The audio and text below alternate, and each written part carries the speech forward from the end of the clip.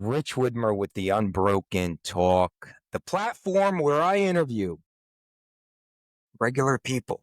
I mean, I got a lovely young lady, Kelly Hedin, right next to me. No one knows the name, but after this interview, you will. This is regular people sharing inspirational stories, their journeys through life. The unbroken symbol right in back of me, the heart, the mind, body, the soul, the EKG, life going up and down. And I know Kelly, myself, that is life, man. I mean, there's bits of life that just want to beat the shit out of you and make you crawl up into a hole in the corner. But sometimes, you know what? It's not, the balls to the wall. It's not going to happen. In Kelly's world, I'm pretty excited.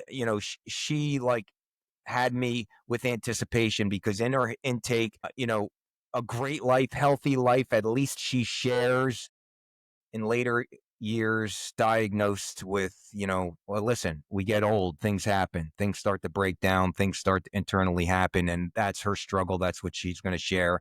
But again, it's Rich Widmer with the Unbroken Talk. Subscribe, listen to the end and I love these interviews, Kelly, because I know the end of the book. It's like eat dessert first because I'm seeing you. You're healthy, you're glowing, you're talking to me, but there was hell that you're going to share. I always get the aftermath, which is pretty cool. I get the inspirational talk, but let me jump it over to you. Kelly, thank you so much for being on the show. To start off, I want to know what unpacked your mindset. Take us when you were younger. What kind of young girl were you, and where did that mindset start to unpack when things got real as you got older? Okay, It's all well, yours. thank you. Thank you for having me. Well, I consider myself a very strong personality, and I've always been an achiever. Okay, and I've always had a high expectation of what I wanted to be like. So, it carried over from everything: grades, sports, just how I rolled in life with my friends. Like I always was like the center of the party, everybody, I like to make laughs. I like to make jokes. So I So feel let me like, let me let me phrase you, if I may, because there's a lot to unpack here. I yeah, mean, you came at me as though, your chest puffed up high and came out with lots of confidence. And I love that. But when you were a little girl, we want to know how that attitude developed. So back when you can remember, and usually maybe, high single digits, 7, 8, somewhere around there, as a young lady, brothers, sisters, mother, father, what was the core family like? Traditional, well, or was it rocky yeah, from the beginning? no, it was very traditional. My mom and dad are still together over 50 years today. Wow. Well, that takes that's awesome. That's awesome. I have two younger brothers, so I was the oldest. So I was, there's a 5 year and a 7 year difference between my two brothers. So I was always the oldest. I was always expected to be like the most responsible one. So So you I were feel like, the strong and the most mature. So with that, so we got a strong foundation started. Was there, and just to keep, this helps people to understand at least why the hell Kelly is so strong minded, at least where it started to really build, because we know as adults and we evolve, it all comes to your mindset on what you want to do when you have that defining moment. So at an early age, was mom and dad supportive when it came to athletics? Any involvement in athletic aspects with your brothers and yourself? yeah. So I was very athletic. I actually played a Division I sport in college. I was very athletic. Okay, there you go. What sport? What sport you play? Field hockey. Okay, and that started so early on. You were involved with what other sports, soccer, Yeah, softball, so I anything? started very young at soccer. And then, when I got into high school, it went from the fall season, they didn't have soccer for girls. They had it in the spring. So I was like, I like field hockey. I thought it looked cool. I never played it before in my life. And I picked up a stick and I was just naturally good at it. So by the end of my freshman year, I was on the varsity team. That's awesome. So early on, and as you unpack this, I'm going to just slow it down because this is making sense on how you initially came. I'm so strong. Well, hell yeah. You're starting to learn that, disciplined, the hard work ethics, teams, sportsmanship early on. Was mom and dad athletes in their own day? My mother, definitely not. My Okay. father, he played football in college. He's a very At a high strong. level. So your dad, so there was definitely some influence and embracing, and we, as an athlete, that building of that strong mentality, especially when you have the ability and you start to really develop that passion for it, you really pursued on a high level, so you started to sharpen those skills as an athlete. How about any issues or bumps and bruises that tested that mindset injuries or so when you were Well, young to when I test was young, that endurance of your mind?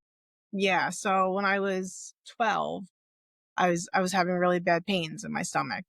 So the flu was going around. So everybody thought that my mother and father thought I had the flu. I stayed home. And then I just started getting like violently sick. And I'm like, I don't, my mom's like, I don't think this is the flu. So we were, originally from Old Bridge. So she had taken us to the pediatrician still. She took us to an Old Bridge. And I got there and he like looked at me and he said, you got to get her to the ER. Her appendix are about to burst. No shit. So I was like deathly sick. So she rushed me to the hospital and I was like literally on the like operating table and they did. So I got like a little septic from that. And my recovery was a little bit longer because they didn't catch it 100% in the time, but that set me back, that set me back a little bit because I couldn't play sports for a good 6 weeks, 8 weeks. So that time Wow. I kind of like was like kind of like down a little bit, but then, like my friends would come around and my mom would, they bought me a bike thinking that would make me like excited. So, but that I think having that done to me and at like the cusp of like 12, 13, I was like, teenage girl years going into puberty and having Right, that, like, right. I just like kind of was like, well, I'm not going to let this stop me. Like, and I was there right away. All So, right, so let's just back up because this is where the rubber meets the road when it comes to as an early, especially what you mentioned in the early teen years, especially as a young woman, hormones developing, et cetera, maturing type of thing.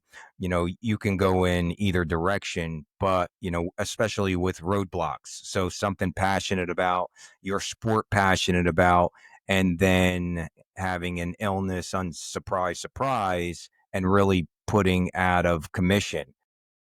But when you stated you weren't going to let it stop you, what do you think was the reason that you just kept focused and trying to get healthy? Was it the support from your well, friends or your I families? think What do you think it I think was? it's the drive of my father. My father is a very hard worker. He came up um, from a very broken family. And instead of following the path, I feel like that's what happens in abusive type of relationships. And I think you either go one way or the other. I feel like if you come from a bad household, you can either follow suit because that's what you always knew, or you could be completely opposite and be like, you know what? That's not what I want for my family. That's not what I want for me. And that's the route my father went. And he worked so hard to give us everything we wanted and have us be successful in every way, even if it was a camp for like a week that he worked extra, overtime so he could pay for that camp. I knew they were there for me in that respect. So I wanted to be the best that I could be. for them. That's powerful. I mean, that's a very powerful takeaway. So, if I may expand on that, and you obviously had some type of, understanding or shared that information. How early on were you aware that your dad had a hard upbringing? When did that unpack? Later in years that you're That was later. I didn't really know much. When you're children, you don't really pick up on that stuff right away. You have breadcrumbs, but you can't put the whole puzzle together. You have like pieces of it. I just know. because of the support you felt, wanting to make them proud to come through. So you got through those bumps and bruises, returned to the sport to play at a high level through high school. Take us on and share, graduating scholarships. Where Yeah, so are I we got at this point? so I had a full scholarship to Central Michigan University. And prior to going out there, I've never been on an airplane because every time my family would travel, we go on vacation. We were a family of 5, so we drove everywhere. So the first time I ever went on an airplane was the first time I was going to be recruited to go here. And it was a little scary. So, I was only 17. So I was like, oh my God, this is like crazy. So I got out there and I loved the coach. I loved my teammates. Everybody was from all over the country. I met, one of my good friends lives in Canada, and, another one lives in California. So like everybody was all over and, we all came together and, and I had to work. I had to work. It was hard because here I am, a scrawny 17-year-old kid coming in and I'm playing with girls who are 21, 22 years old who are like absolute bosses. So it was tough.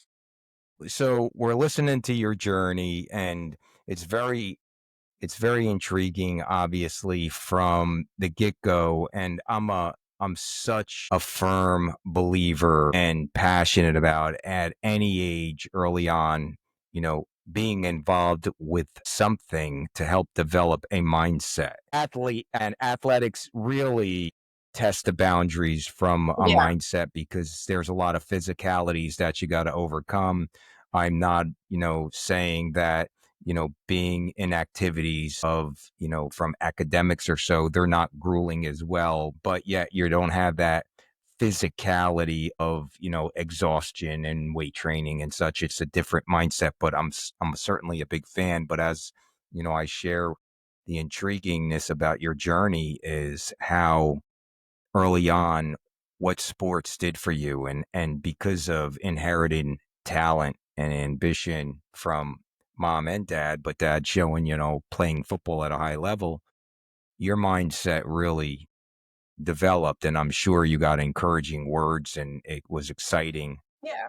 to your parents to see you excel. So how did, when so you were a big fish in a little pond in high school, I'm sure, as a varsity player, but now you're in college as a freshman. You're a little fish in a big pool with all, the adults are at the table per se, right? The more mature girls that really are at another level.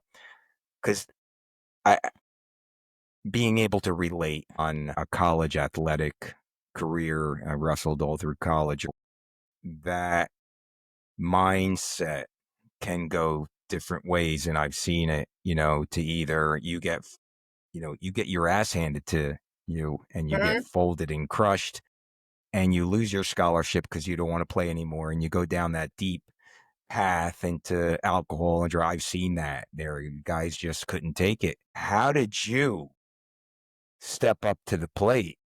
And how did the college scholarship and your career continue? How did it unfold? Which way did you go? Well, I once I start something, I finish it. That's kind of how I roll. And if I say I'm going to do something, I do it. So I did get out there, and it was hard, like I said, because when we got out, it's a fall sport, so you start in the summertime. So all my friends were still here in New Jersey, and I was leaving in the first week of August. Like leaving for and I've never lived away from home. I never shared anything because I was the only girl. So I was like, oh my God, I'm gonna be with 18, 20 other girls who I don't know. I've spoken to them here and there on the phone and communicated, but back then we didn't have cell phones. So it's not like we were texting and it was like on the phone. So you're like, all right, well, so you don't, that's few and far between. So it was scary. And I remember my father drove me out there, and he stayed in a hotel room, and we had like the first practice that we had to report to the next morning was like, it was called the gauntlet. So you had a timed mile run, then you had a timed half, a timed quarter, and then we had 10 100 sprints. And you had to finish all that within 15 minutes. And if you didn't, you didn't make the team, even if they Shit, gave you. man. So I was like a ball of nerves, from that. So I was so nervous, and he was talking me off the ledge the whole time. He's like, you could do it, just do it. And I was crying the night before. I was like, I don't think I could do this. And he was like, well, I'm not taking you home. I was like, okay. So, and we Wait, grew up wait in a minute. Wait. Time for a minute, because I love this. I mean, I got to tell you, I'm sorry. I got to freeze you because I love that shit. It's like rinse and repeat in my own head to my own kids. It's like, Dad, I can't do this. No, I can't do it. And it's like, put on your big boy fucking pants, because I yeah, ain't taking you home. Like that, it's it's almost like you say that one more time and you get the belt. I'm getting my belt on. It's like an old school. That's awesome. Okay, so I'm assuming that pep talk worked. yes. So I stayed. And the next day I killed it. I ran. I That's was awesome. one of the first 3 girls to come in a mile. And I was like, oh my God. I was like, I was running on adrenaline and fear. So Yeah, it's like, it's awesome. you know, but That's I awesome. I really enjoyed college. I loved traveling. We traveled over the country, and my parents did come to majority of the games that were on East Coast. They would come to. Mhm. We played Virginia a lot. We played in New York a lot. Like they would, they'd come. We played in, South Carolina, North Carolina. They'd come and see us. They'd come and see me. And then like my senior year, they made it a point to fly out a couple times to come out to see me play. I It's made awesome. accolades when I was out there. Like, they had like, the MAC All American and stuff like that. And Right, right. that was cool. But I just think the overall experience of it made me a really strong person. It absolutely did. I mean, and as I mentioned, the interview's not about me, but I certainly can relate, competing at a high level in college and all the pressures that come with it. Because, P.S., There's a lot of you are a, academic focused college mhm. student too. So there's homework and studying and And you have to traveling maintain and a certain grade point maintain at. that.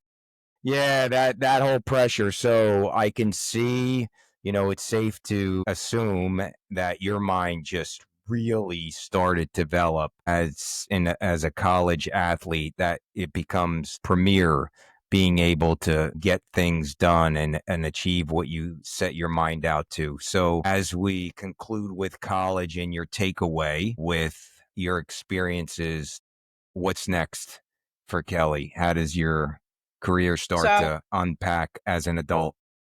okay, so I had a couple opportunities to maybe stay out there and stay as a coach. And, I did get invite to go try out for the Summer Olympics for that time. But it was like a general, like everybody who's playing in these levels, please come. It was like a not like a specific, you know what I mean? So it was like come and try Right, it and see if you could do right, it. But I was ready to come home. I'm a New Jersey girl at heart. I didn't want to stay in Michigan. I loved it. It was beautiful. The people were very nice, but I'm not a Midwest type of girl. So I'm a beach person. So I wanted to come home. So I came home, and, at first, when I was first out in Central, I was in the physical therapy program, and I wanted to be a physical therapist. And I got into the program, but since I played sports, I couldn't travel with a team for a semester. And that was part of the program, that you had to travel with the team for a semester, and I couldn't do that. So here I have all these science classes. I mean, biology, kinesiology, anatomy, all this stuff, physics. And I was like, well, what do I do now? It was my junior year. And they were like, well, do you like sports? I was like, I love sports. And they're like, do you like kids? I was like, I love kids. Like, be a teacher, be a science teacher. I was like, I'm not gonna be a science teacher. So I'll be a phys ed teacher. That'd be awesome. So I did. That's what I did. So I declared my junior year, I switched my major and I went into phys ed, but I had all of the hard courses first. So like when you come in as a phys ed major, when you're young, you take all the sports classes like bowling, softball, gymnastics, all those classes as a freshman and sophomore, because you don't want the hard classes yet. I was opposite. So my senior year, I was like bowling 3 days a week. I was doing gymnastics class 2 days a week because I had all of those other classes already because I was originally a science major. So I had everything. So it was like great. My senior year, my mom would call me. She'd be like, "What are you doing?" I'm like, "Oh, I'm just heading out bowling." She's like, "Do you ever have class?" I'm like, "That's class." Like it was great. So I student taught out there and then I loved it. I student taught phys ed. And then they needed a volleyball coach. So they were like, "Would you be willing to coach the middle school girls team volleyball?" So I'm thinking to myself, we didn't have volleyball in New Jersey. And I knew volleyball, but I didn't know like the logistics, but I'm an athlete and a coach at heart. So I was like, yeah, I could do it. We made it into like the championship the year I was there. Yeah, I was that's like, okay, awesome. let's do I this, wouldn't expect I wouldn't expect any less, man. So I was like, Volleyball? let's do it. Yeah, I think so. And then So, I graduated that May, and I came back home. And then because of my background in sports and stuff, I got a job pretty quickly. My first teaching job was at Asbury Park and I was at the middle school. But the year I came in, the head boys soccer coach at Asbury got in trouble. I don't even remember his name, but he got in trouble and they were like tied for a coach. So they had called me and they asked me if I wanted to coach. I said, "So you want me to be the boys varsity soccer coach at Asbury Park?" And I go, "Are you guys like punking me? Is this like Goldie Hawn and Wildcats? Because here I yeah, am, yeah, yeah. small and blonde and, not to whatever, but they're Right, not small. right. Yeah, So, yeah, yeah, so I yeah. was like, okay. I was like, I'll do it, because I was a first year teacher. That's what you do. Like Right. whatever you're asked to do, you do. So you get your name in there, you get your tenure. Like that's what you do. You push to do that. So I did it. And I was the varsity coach for a couple of years.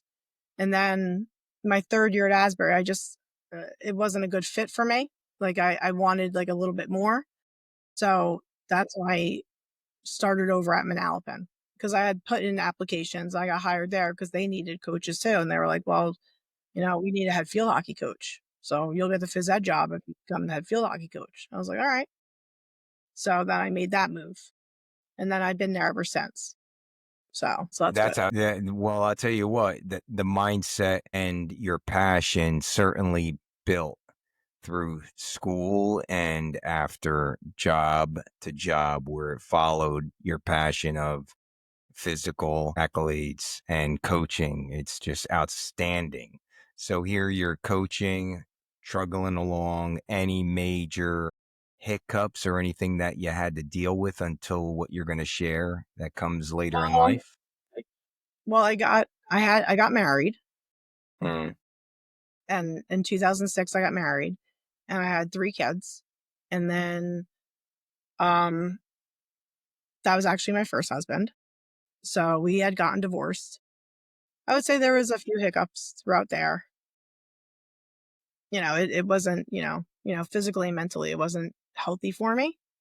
So So that if I may, and you share as much as whatever you want to share, because this is becomes again another defining moment of testing your will, your strength. Having 3 kids, boys, girls, how old are they now? Would you 2 boys and a girl, two 17, boys and a 16, girl? and 12. And I'm sure and I'm sure they're all involved with athletics. Is it safe to say? No, they're No. not. My oldest was in basketball, but Okay. he doesn't have my fight. So he doesn't basketball wasn't a good fit for him after a while and he decided not to do it, which was fine. Right. I would never force anybody to do something. My middle son and my daughter, they actually share this. They have a condition. It's called MA. And it's like, they generate tumors on their bones and I'm there's sorry. oh, it's okay.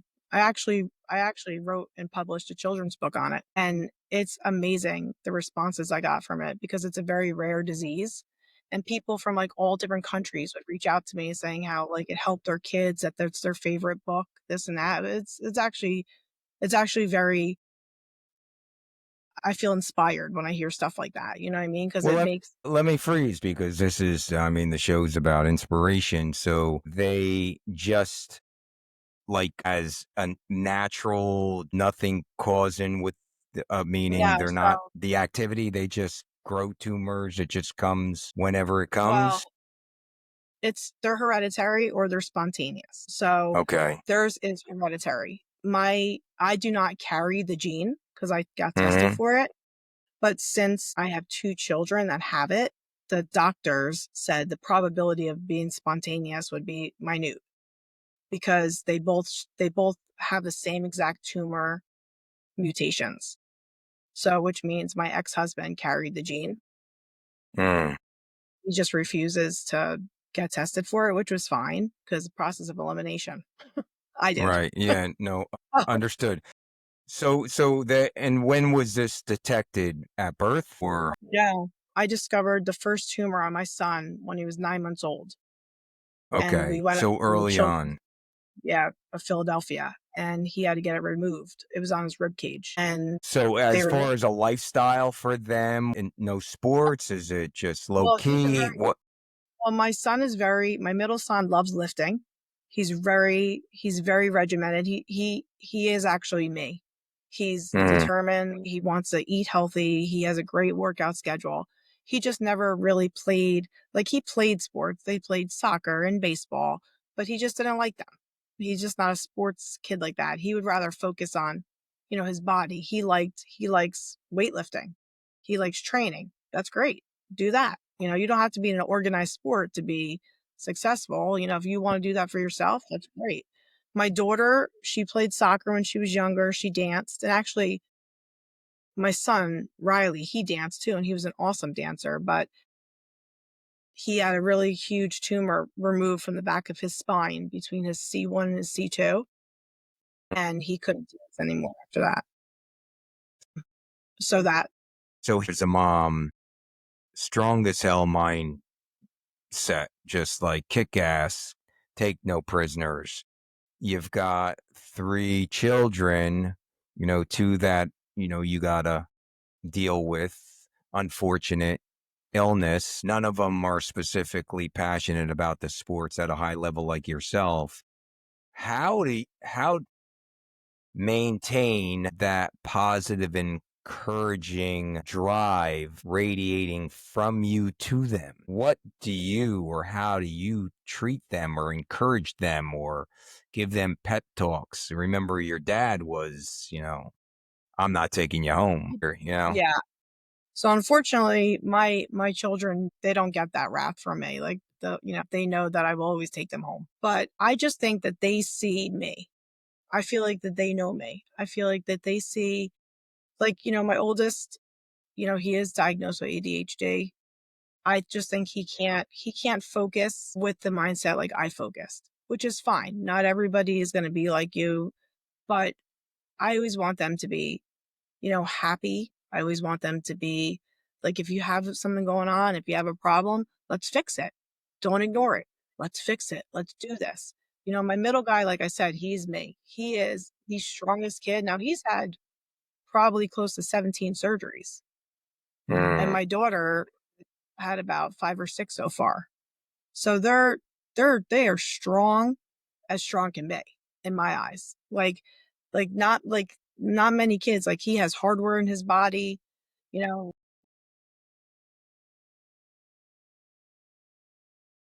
they know I'm always there for them, but they also know yeah. that I do push them. Like I That's what expect, I was going to say. You got to uh, push them somehow. yeah, yeah. They Okay. know that they know how I roll. They know what I type of like that. personality I. When my middle guy is driving now, and my oldest son drives, but I was a nervous passenger. But I'm a terrible road rage type driver to begin with because I can do it. Do as And I my one, do as I say, don't do as I do. yes, my one son will put his hand on my, my knee and be like, "Mom." Now they can't hear you yelling, but we can. And I'm like, "Oh my God." So, so now he's driving. I'm like, "Just remember this, Riley, when you're driving." But yeah. So All yeah. right. What's this book that you say is inspiring? What did you write? Share a little bit about that helped the situation. Okay. It's called My Bumpy Bones and Me. And since when they were diagnosed, like, I was sitting in the Children's Hospital of Philadelphia, and this huge surgeon comes in. He tells me, "You have something called MHA." I'm like, "What is that?" And then if you ever Googled MHA, it's called multiple hereditary ectosis. If you ever Googled it, the most awful images come up because there's a lot of length discrepancies in your arms, in your legs, in your feet. They're very flat-footed. Some show like their toes are misshapen, like their hands could be misshapen. Like my one son thumb doesn't Mm, work. My one daughter's elbow is permanently dislocated because the tumor is in there, and it's like I we tried, gotcha. it didn't work. So if you ever Googled these images, you're like, "Oh my God," like they're scary. Yeah. Yeah. So I was like looking through stuff one day, and I said, I should write a book. I said, I'm going to write a children's book on this. And you know what? It's going to be friendly, and it's going to be not scary, and it's going to be nice and I'm going to base it on them. So this way, look what mommy did for you. This is what mommy's doing for you. You're not different. You're the same as everybody else, but you have weird bones. Whatever. Who cares? I have bumps on them. So I made it a thing. So for them, really, in their honor. But I also wanted it for everybody else because like I said, I Googled children's books, not one book. So I was like, I'm doing That's it. awesome. So I did That's it. And like, awesome, mommy. That's awesome. yeah. Wow. So, Very. so So is it where can it be found? Is it on Amazon it's on or Amazon. Yeah. So that was my first. I wrote another book about diabetes too. we're A gonna get children. we're gonna get to that story. Yeah, we're gonna get to that story. So that is That's all. outstanding. So yeah, Yeah. so as of now, kids are healthy as healthy can be, Yeah. moving Yeah. forward in My life, daughter just had progressing. surgery. Well, our doctors now is in Florida. So anytime they have a surgery or an ailment, I have to fly down to Palm Beach because that's the only hospital besides Sweden. So there's two hospitals that deal with MHA. One is in Sweden and one is in West Palm Beach, Florida. So, I got in touch with these people, thank God, when I did like a few years ago. It was actually the year I got diagnosed with diabetes. We had an appointment to go down there, and I was going down there through hell and high water, and we made it. So Or well, my prayers continuing. So and I know you said your marriage ended. Did it have anything to do with the bumpiness with everything going on with the kids and all? I mean, you could share whatever you could share, but just I'll as it just say that unpacked. I'll say this just in case my children watch, which my little Understood. guy usually does. I'll just say that I took myself out of a situation I no longer wanted to be in, and I thought it was the healthiest thing for me to do, and not, one day they will know the truth, and that's fine when they're older and they can comprehend it and, you know, themselves understand it. But my kids Understood. them to You got be yourself out of something that I'm assuming was unhealthy and toxic to something that's better for you, and you're a better person for it, I assume, right? and listen, people have their own situations, I get that, but I feel like sometimes when you stay together because you think it's better for your children, that's not well, that they see that not well part. So by me separating from that and then, he was in law enforcement, I was in teaching, so we had opposite schedules. So him and I weren't the traditional little nest egg that the kids always saw. And when we got divorced, they were young. My oldest was 7. So they were like Okay. 7, 5, and my daughter was only 3. Like she had no recollection of us even really being together. And I still remained in my house. So nothing really changed for them. The only thing Well, that changed is that's positive. happy. Yeah, You know what yeah, I mean? that Like so and I never badmouthed him. I don't do that. I think people make that mistake when they get divorced because they have so much animosity towards that other person. And listen, I get it. And I always say this because, I always have friends and family that are like, why are you nice? Or why are you this? Or why are you that? I said, listen to me. Nobody hates him more than I do, but I'm not going to show it to my children because that's what makes kids messed up. It's not the divorce, it's what happens after. You're on your own with the children. You're doing your own thing. Things are looking better. Then how does it unfold now? Do you get introduced to diabetes? You brought up that you're challenging life. When did that come into play now?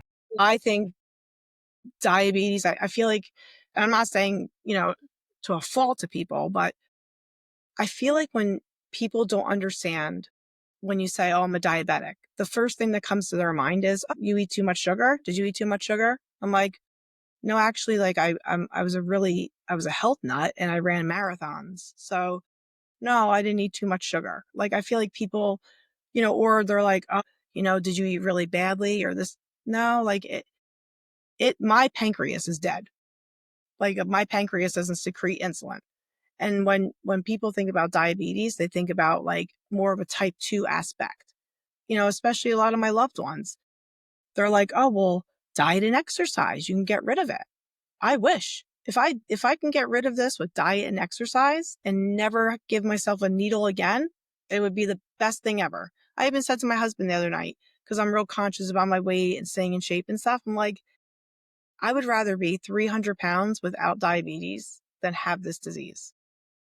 Like, it's debilitating. You got remarried. Got remarried, so I actually dated him before I married my first husband. We met at school. So I dated Understood. him and then we actually broke up because we were like, oh, like, I was new at school. He was, I was like, we were a good fit then. I went on, got married, had 3 kids. He went on, got married, had 2 kids. I got divorced, usually like about almost 2 years before he did. And then he Mm, got divorced. But I had re-met him during school because one of a mutual friend of ours was like, oh, you should call Kelly. And he was like, oh, I don't know. She told me that she doesn't like do repeats. I mhm. was like, okay. Right So on. he ended up calling me and then that was it. And we got, it was awesome. We had, his kids were young when they came into our lives. So when I say I have children, I actually say I have 5 children because I Yeah, always include. understood. Yeah. It's a mixed breed, which is absolutely Yeah. outstanding as it Yeah. unpacks in a positive Yeah. way. Yeah. So how did the diabetes get introduced into your life that affected Well, all? When did that come into so play? so in 2020, I was teaching in our district, and our district was very hardcore about us all getting vaccinated. Okay, it was right after COVID. Okay. So I really did not want to get vaccinated. I was just like, we don't need it. I don't need it. I didn't have COVID when we had it. Like, I don't need it. But our jobs were starting to become in jeopardy because we kept refusing it and putting it off. So I was like one of the last man standing to get it. So I got it. So that was in April 2020. So now fast forward to that November. I was running in this like little mini like marathon. And Mhm. like I'm not a napper. I don't take breaks. Like I'm go, go, go all day long. So, you know, in November, I run in this race and I came home and I said to my husband, I said, I don't know if I'm just like wiped out or what, but I'm just going to lay on the couch and I'm just going to go to sleep for a little bit. Wake me up in a little bit. We were supposed to go to my cousin's turkey trot party in Manasquan. So he said he tried to wake me up. I didn't get up. So he like woke me up and I woke up, but I went back to bed. I don't recall any of it. So the next day I wake up and I'm like, oh my God. I'm like, what time is it? He's like, it's the morning. I'm like, the morning? He's like, yeah, I was checking on you all night, but he was like, you were like really wiped out. So then like, he's like, I said, I don't really feel great. So I had a fever. So I'm like, oh my God, I probably have COVID. I'm like, I held off the whole time with this stupid thing. I probably have it though, right? So that was on a Sunday. The next day I had to go back to school. And I called out and I went and got a COVID test, negative. They're like, you must just have some kind of virus. I was like, okay. So I think that's when my onset started for diabetes. So now I ran all the time. I worked out. I was always thirsty. So I was like, I'm drinking all the time. I'm like, oh, because I run. So, and then I was like going to the bathroom a lot. I'm like, yeah, but I'm a runner. So I thought like, oh, people drink water. They have to go to the bathroom, whatever. So now about 2 months passes. And within this 2 months, I lost almost 30 pounds. So now I was like emaciated and I'm like, and everything I put in my mouth, like the next day I would get on a scale, I'd be like 3 pounds lighter. I'm like, oh my God. I'm like, what is going on? So my mom came into play and she was like, you need to go to the doctor. She's like, you do not look good. I'm like, I think it's stress, you know? So now, had I mentioned previously, I got an appointment that I waited for a year for this hospital down for my kids for MHA. And the Right. appointment was February, right? So no, the appointment is for the February 12th. So just keep that date in mind. January, I'm still sick. I don't feel great. So I have a well visit for my doctor. She said, you need to get fasting blood work. She's like, she's like, first of all, you're super skinny. And I said, you know what's so weird? I got a paper cut on my thumb. It did not heal for anything. Like I'm talking like most painful thing. And I was like, this is so weird. I'm like before this, I never even had a cold. That's how this affects me. February, I go for blood work. So she's like, go for fasting blood work. So I was like, okay. So I go before school because it's so hard to get into LabCorp. So I went at like 6 a.m. Then I hopped on the parkway, went to school. The next day, my doctor calls me. She's like, where are you right now? I'm like, I'm at work. She's like, all right, I don't want to alarm you, but you need to go to like the nearest hospital. I'm like, what? I'm like, why? What's the matter? She said, well, you need to go now. So she's like, can you go by an ambulance? You can't drive. I'm like, oh my God. So my husband and I actually work in the same building. So I called him. I said, they want me to go to the hospital and I'm like freaking out right now. So my resting blood sugar was a 578 and my A1C was a 14.7. Now, So those that don't know, explain the. okay. So a normal resting blood sugar for an average person should be below 100. And Okay. yours Mine was was at 5. what? Good gracious, man.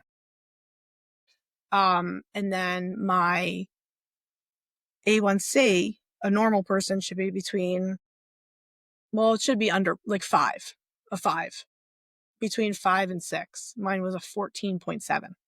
So that's a 3-month count of your blood sugar for 3 months. That's what that is. So the doctor was like, I don't understand how you're still here right now. Like, this is nuts. Like, you need to go to the hospital like now. So there's certain things that happen when you have diabetes. I mean, one, I could have had a stroke, and then another one it's called DKA, which you kind of slip into a coma and it's unlikely that you will wake up. So Oh my I, goodness. so anyway, so this was February. I can't even imagine what was going through your Yeah. mind. I Well, mean, so now I get admitted to this hospital. It's a Friday. So Friday I get admitted to this hospital. That Wednesday, I'm leaving for Florida. Right. So, now my husband's like, you can't get on an airplane and go with these kids. Like, it's going to be crazy, this and that. Like, I'm like, I don't care. I'm like, I had this appointment set. So I was in the yeah, hospital. but wait a minute. You're in the hospital. What they do to get this under control? You went to the hospital. What happened? They gave me a shit ton of insulin Right. and they flushed out my system as much as they could. I had something called ketones in me. So they had to get those out. So they had to like flush out my whole system. And then they were pumping me with insulin until my blood sugar level came down. Regulated. How long did that take? 3 How days. long? It Good took 3 Lord, days. girl. I'll tell you Yeah. what. Are you a religious person? Yeah. I think somebody was with me. Yeah. I mean, come on. Yeah. I'm a faith driven, and I know if did you grow up religious, Catholic, Christian, any faith denomination? Yeah, Catholic. Yeah, Catholic. So, I mean, if that, listen, as a faith-driven man, I mean, he is there for you always. It's a matter of you opening the door and thank you. But Pray, yeah, holy smokes, man. You know, no, wow. it could have been a crazy situation. Like I was thinking to myself, God forbid I got on an airplane with my 3 kids and I passed out. Oh, it could have been anything. Well, I mean, listen and wondering, this is inspirational as we unpack it a little bit, but I would assume being a teacher or so and a health fanatic that you get a yearly physical just to make sure everything's okay. And Did, they but this was normally do blood sugar and all. Everything was okay the last time you did it, right? it was, but that was prior to the COVID shot. I think it's what I think. Here we go. Here Mhm. we go. Okay, so go ahead, continue the story, and I'm assuming it had something to do with that. Well, I think that's what really I think it was dormant in my body because I will tell you this full disclosure, my youngest brother is a type 1 diabetic also. But he was diagnosed at 12. I wasn't diagnosed till 45. I was 40. That's like unheard of. Like that's why it's called juvenile diabetes. Type 1 is referred to as juvenile because it's rare that an adult gets it. So I'm like a rare And so it's dormant in your body. something woke it up. So here we are now. You're tuned up and aware of what the hell's going on. Did you go down the plane ride? So I was in the hospital, and of course, the one weekend I get admitted, there's not one endocrinologist on staff. That's who deals with diabetes. So a nurse came in, and she gave me a packet of papers, and she said, "Here you go. This is what type 1 diabetes is about. I'm going to give you a blood checker, and I'm going to give you these needles, and I'm going to give you this insulin." The nurse came in, showed me how to do it, and then on Sunday, I actually coached my oldest son's basketball and we had a championship game that day. So I left the hospital on Sunday morning, begged them to come out because I had to coach my game on Sunday night. And then I got on a plane on Wednesday. But I called it a day. Kelly, man, talk about a warrior. Talk about a warrior. But yeah, you know what? I'm gonna say something tongue in cheek and funny. Talk about a warrior. But she goes, if my kids want to come home, I'll just take them home. But me, Yeah, I'll beat the hell out of myself. Hey, can this IV come with me? I got a coach. This is I know. like, I was out. I'll tell you, like, kudos to you, man. I mean, wow. I was so in tune to hearing how it unfold, but we've got to recognize that phone call from the doctor when you're at school, I presume, Yeah, it was that would scary. make anybody want to drop to their knees, curl up in a ball, start praying or sweating or throwing up or whatever to that news. Going through all that to then eventually getting discharged with now a life-changing situation that you need to adapt to.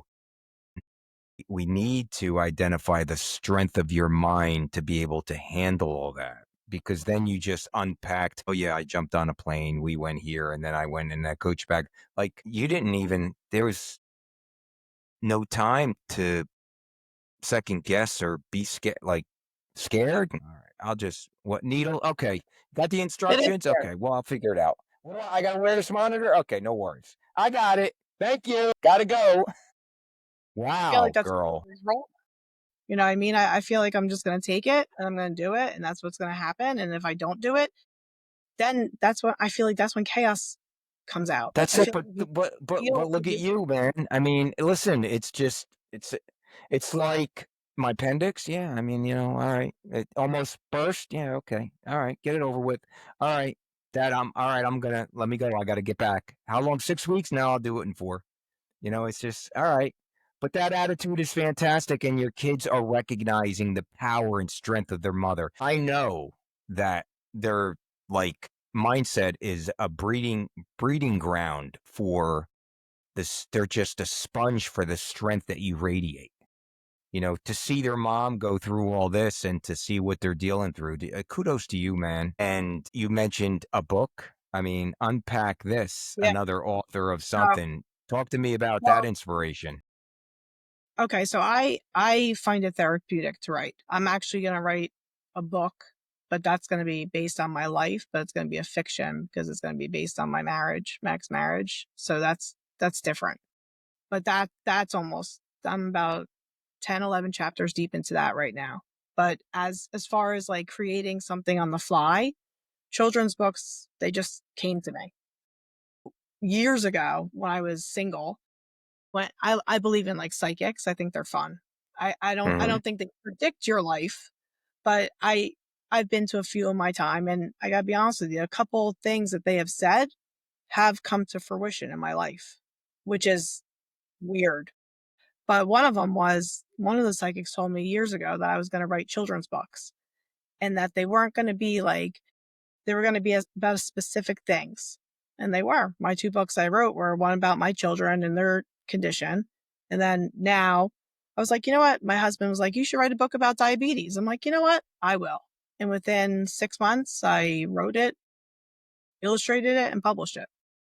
So I got it That out there. I feel like you know what? I had to do a lot on my own with diabetes because I'll be honest with you. I never liked getting needles. I'm not a needle person. Like if I have to give blood every 3 months, and I still get scared when I go give blood every 3 months. I don't know why. I poke myself all the time. But I didn't like the needle aspect of diabetes. So like, there's a lot in there. Like I have to test my blood sugar, you know, before I had my sensors on, because I wear two sensors. I wear a Dexcom to read my blood sugar, and it gets inserted every 10 days. So that needle only goes in every 10 days. But then every other day, I have to change my pod that's filled with my insulin. But prior to those days, I had to give myself needles before every meal. If I wanted to snack, I had to give myself a needle. If I wanted to eat, I had to give myself a needle. If my insulin's too high, I had to give myself a needle. I didn't like that aspect of it. That got to me. So I advocated for myself to get this pump and this Dexcom. And it was super hard because the pharmacies don't give it to you. They're all these other drug companies. So you have to fight with them. And I was in Florida 2 years ago for my son's surgery, and I get a phone call from the insurance company saying, oh, by the way, we discontinued your insurance for your Dexcom, so now you don't have any. I'm like, what? Like it's crazy how they play with people who really need all of this stuff. So it's very, there's a lot to deal with diabetes, and it kind of sucks because that's what I struggle with the most. Like the disease itself sucks, but I hate all the outside things it brings. Like I have to, in a month we're going on a family cruise. I'm starting to prepare now for all the shit that I have to bring. And then I have to disclose that I have diabetes because God forbid something happens on the ship that, like, I have a serious condition. Like, I'm not used to that. I'm not used to being tied down by it because I was always so, you know, go. So Well, that's what let me ask you. I mean, in your attitude and your actions as you unpack your story, share the hardcore and balls to the wall attitude. You know, beneath that armor that you wear, is there a time at any point in time that you just want to give up or just cry, or how are you holding well, strong, that, man? my kids. I never want to live a day without my kids. So it's obviously, to reiterate what you just said, the inspiration to keep that armor Hmm. undamaged is your children, and to never Yeah. let them see Listen, you sweat, right? no- nope. I will never, never. So everything you went through, and you could probably share the inspiration into this answer. People that are listening that just got diagnosed the same as you, or just starting to go through it as an adult, as a child. Like, what few things can you say of encouragement, if any? Well, that I you can can say that deliver. it is a disease and it is a chronic illness that you have to live with every day. But don't let that define who you are. Like, don't be the person like, oh, that's Kelly. She has type 1 diabetes. No, that's Kelly. Oh, guess what? She does have type 1 diabetes, but it's no big deal. She like totally handles it. Like, I don't want people to look at me and have sympathy and sadness. Like, I don't like that. Don't feel bad for me. Don't just because I have this. Like, I thrive probably better than a lot of other people, and listen, it's not easy by any means, but every day I get up, every day I might struggle, but at the end of the day, I live that day.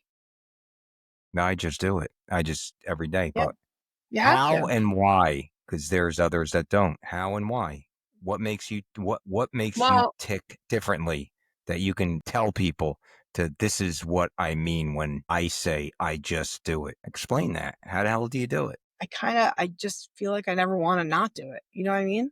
Like, I never want to be that person where at the end of the day, like, if I put my head down, I have to say to myself, I did the best that I could do for this moment, for this opportunity. Why? Why do it? Why do it? Why?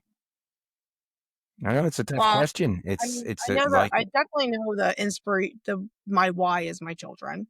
My why is I'm not going to let this disgusting, autoimmune type of disease bring me down. I mean, there's plenty of people out there that, have their own demons and deal with certain stuff. I feel like this was kind of like it came on like a storm, you know? I try to capitalize as much as I can, like I said. So I did write the book and I put it in a perspective of like a children's eye. Like, don't be scared when you go to school and if you have to go to the nurse for a needle or if you have to wear a bracelet or people ask what it is. I explain what like the monitors are, like so you don't have to feel like a robot. Like so I'm trying to like you dig out the pond. normalized it, man. You normalized it, which is So I'm trying to like put a healthier spin on it or a more positive spin because listen, love if I that, was man. a negative if I was a negative kind of person, I would never leave my house because I would feel bad for myself. I'm not that type of person. I'm not going to feel bad for myself. I'm not going to have somebody else feel bad for me. I'm going to live the best that I can do, and that's it. Yeah, And I'm the you're kind of person, I get things. I do things. I do things. Everybody's like, "Oh, we can't afford this vacation, or we can't do this, or we can't do that." I'm like, guess what? You can't predict when you're going to be here or when you're not going to be here. So make the most of it when you have it. what an Eat the attitude. donut. Buy the What an Mercedes. yeah, what an attitude. Kelly Hedin, man. I'll tell you what, when you look in the mirror, what do you see? An almost 50-year-old. Okay, but what do you see, man? I mean, You want what my do you honest? see? Do you want my honest about me feeling like I want to know. I People are feel like listening to you feel like what? a warrior? I feel like I could do anything I put my You don't have mind to to. say it anymore. You are a warrior because you know what? You just your why explanation was so powerful, man, because first and foremost, you love life. That's one thing you did not neglect it to, but it radiated. And your inspiration from your defining moment. Your defining moment is, you know what? I'm a warrior and I will continue to be a warrior because I love life and my inspiration is my kids. Take no prisoners, balls to the wall is what I would say is bring it on.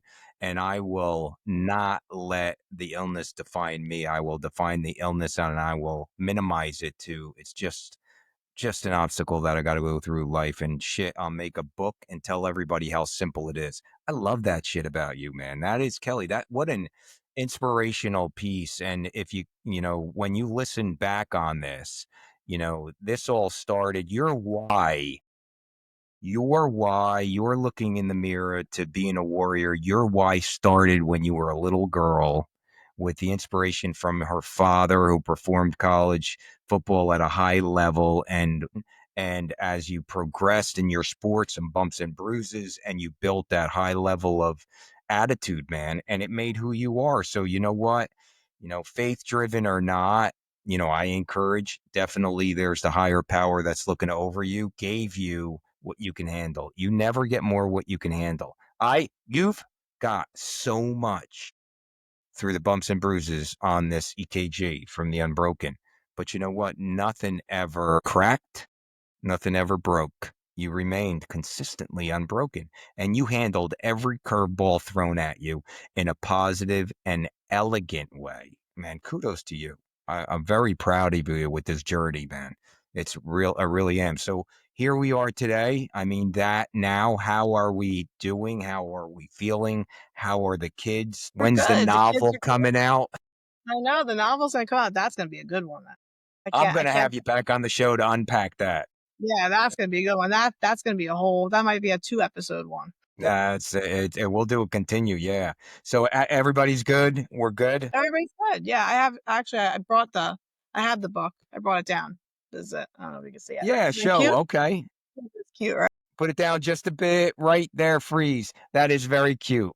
And I'll It's be cute. absolutely, send over the link to Patty and we'll Yeah. get that definitely plugged. Yeah. I'm inspired Yeah. by it. That's fantastic. So I have two questions for you that I want to wrap up. Okay. Okay. First and foremost, thinking thinking about your entire journey of your life, if you were able to go back in time and whisper something in your ear, would not change your course, but it would sink into your brain and could very well make you feel differently. What would you say to a young Kelly Hedin? What would you say? You can't avoid the storm, but just enjoy that ride. I like that, man. Mhm. You did. That's awesome. I love it. Very well said. And the last, you kind of outlined it earlier with EKG regarding this symbol, this unbroken symbol. It's the logo, it's a tattoo that represents me long before this channel. It says a lot. Mind, body, soul, EKG of life. The weights are how heavy the life can be on our journey. But regardless with you, I don't think you cracked. I don't even think you bent a little, man. You just remained totally unbroken. Do you see this symbol truly as it's now defined and you got a chance to unpack your journey, represent everything you went through? I feel good. I feel good. I do see it. I do see, and I feel like that's a big part of, what I'm going through now. I feel like if I stay positive, I'll keep working towards something better. But if I'm negative and I dwell on this and the awfulness of it, it will take me in a whole different direction where I never want to be.